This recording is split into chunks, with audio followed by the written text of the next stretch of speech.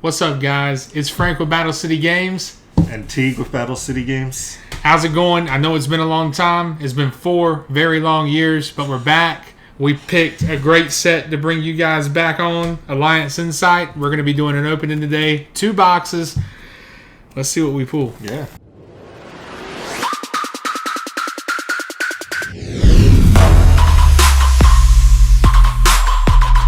There's a lot of great cards in this set. Everybody obviously knows that this is a set that Malice is getting at least its first wave of support after Crossover Breakers. Not sure if it'll see more. We know decks like Memento and Centurion saw, I believe 3 to 4 waves of support after their initial deck building pack. So, unsure if Malice and Ryzeal will see the same amount of support, or if this will be the only wave, similar to Vanquish Soul only getting its 1 wave until the recently announced cards in Duelist Advance, which will be coming out in July. But everybody's really excited for Malice P March Hare, which is a secret rare, so we'll definitely be keeping an eye out for that, as well as Malice and Mimir, and then the unofficial Malice support, as I like to call it, which is the Adignister support. Sorry to any Adignister players out there, but in the minds of most people, the Adignister support for this set is just extended Malice support. It's really giving the deck the ability to play beyond several disruptions, thanks to March Hare being a honorary Bestial. That's also a Malice name, so it's more accessible and works into your combos better. Malice and Mimir being not only disruption, but a great way to play through Lancia. And then backup Adignister being a great extender for the deck that also helps you play under Lancia and can help get you into your Malice engine if you open the backup Adignister, but no Malice cards. And then the great new Link 5, a Code Talker, which just puts an Omni Negate. And there it is, Speak of the Devil, that is the backup Adignister Ultra Rare. One of the rare cases where we'll probably see a Ultra Rare in the set stay at, I would imagine, the $15 to $20 mark, at least for a while. Typically, Ultra Rares around pre-release will start at a pretty decent price, but then will fall off. And a second one, that is one of the new Dragon Ruler cards. A lot of nostalgia for a lot of people around the Dragon Ruler archetype. Don't know if they will be quite as competitive as something like backup Adignister will be in Malice. But if you're a fan of Dragon Rulers, fan of Dragon Link decks, still great to see some love given to those at quite a high rarity. I believe the Exceeds, there's 2 Exceeds that are ultra rare. Both of the new baby Dragon Rulers are ultra rares. And then the new Exceeds that is a quick effect is a secret rare. And there you may have just seen Mitsurugi Aramasa. Really surprising that we got so much, we got all of the Mitsurugi support at such a low rarity this set. I do think that was a great move by Konami. Just making a deck that a lot of people do actually expect to be pretty powerful based off this wave support at such a lower and accessible rarity. Really great that if you already had your Mitsurugi prayers from last set, and they were as low as $10 on TCG Player prior to the new support being revealed. If you already have that support, then you can actually pick up the rest of the deck for probably less than $10 once it officially releases this coming Friday. But getting back to the Malice support, like I said, there's a lot of great support for that deck in this set. A lot of great support for a couple other decks. Like I said, we did see the Dragon Ruler Exceed pulled. Nice to see Konami giving powerful nostalgia support to some of these archetypes. Much better than seeing support that doesn't really do anything for the archetype, doesn't make it playable outside of maybe the locals. But some of these Dragon Ruler cards are really impressive. Give you more consistency and extension, as well as letting you play with some of the Dragon Ruler effects on your opponent's turn as well. So definitely some powerful cards in there. Another one right there with the new Elblixir card. If there's any Eldritch fans watching this video, you got that new continuous trap card as well as the new fusion monster, which doesn't actually need to be fusion summoned, and allows you to much more easily get into the, I believe it's Eldritch, the Mad Golden Lord, the fusion monster that they received back after their initial wave of support. That never really made it into most builds of the deck because it was a little convoluted to try to get it out and didn't really fit with the theme of what you were trying to do. But this new support does make it much more accessible and easy to get into. And then one of the things we haven't seen yet, but maybe we'll see it coming up soon, is some of the new White Forest support. White Forest is one of my favorite archetypes to come out in recent memory. Started with the first wave in Rage of the Abyss, I believe it was. Or no, it was Infinite Forbidden, but we got Holzette with the White Forest, a Stellar, and an initial wave of support. And then it's trickled out since then. We're receiving what we assume to be the final wave of support here with Alliance Insight.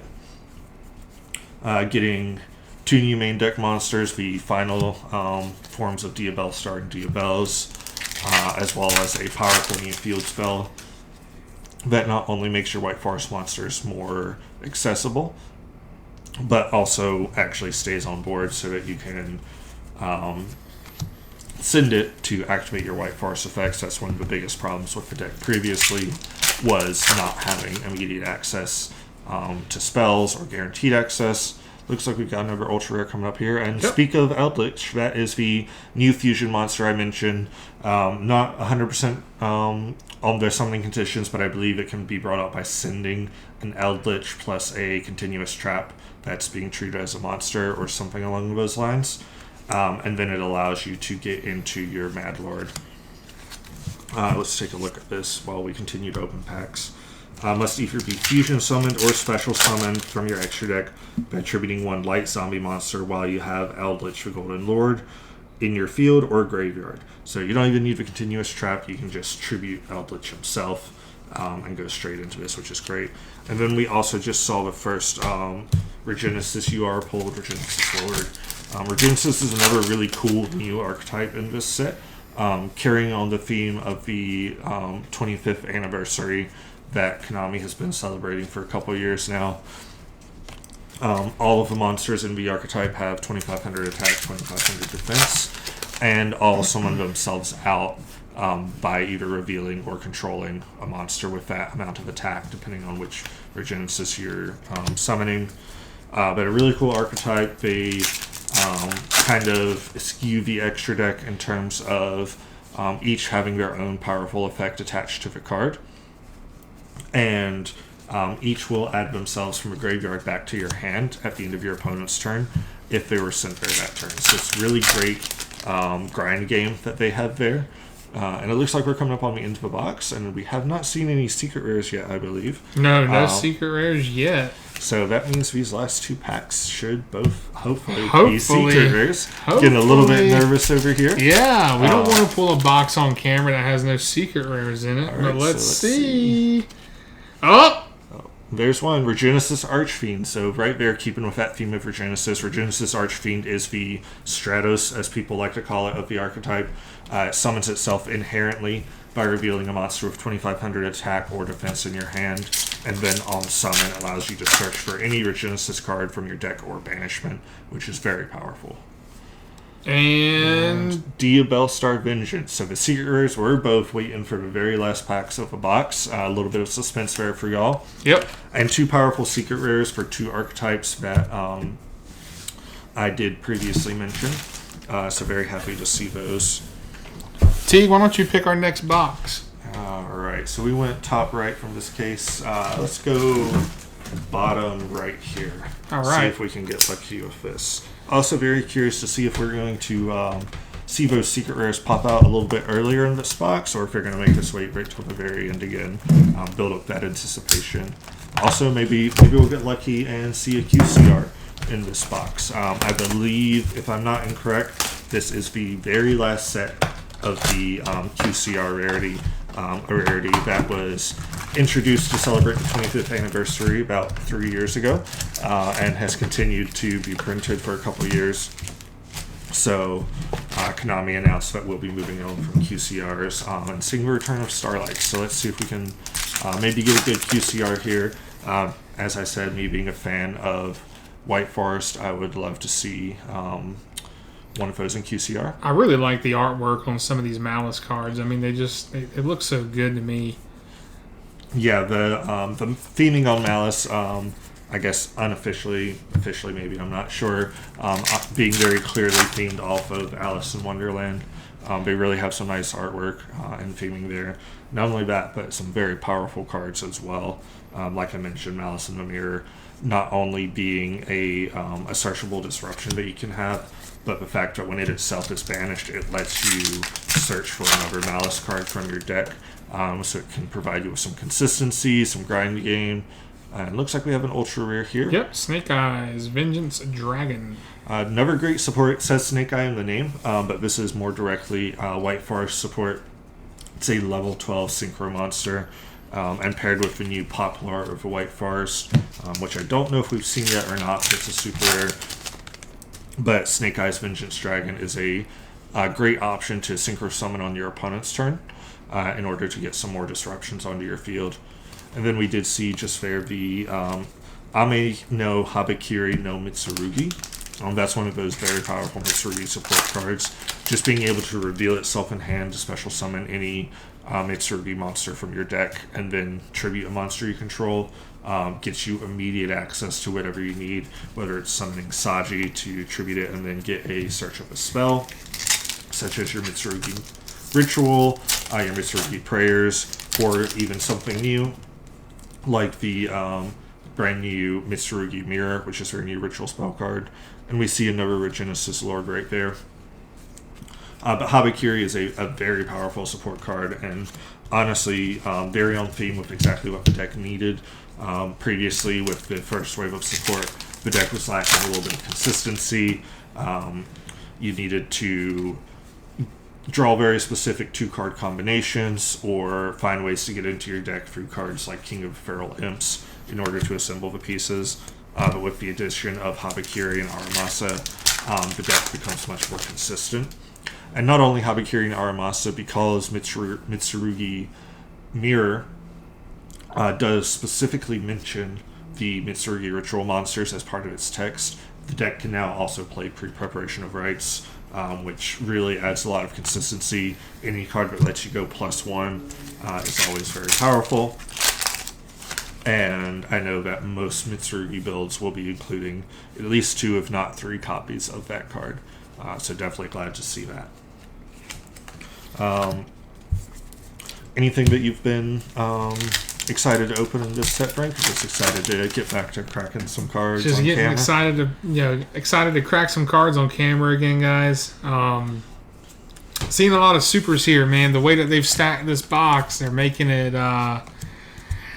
They're making me anticipate what's coming. I'd like to see some QCRs. We've yet to hit like the biggest like QCR out of a set on camera. Something I'd like to do. I really like this card's artwork. I don't know why. But Crack corn. Yeah. Always love when Konami gets in there with a good pun every now and then. Yeah. So very happy to see that on that card.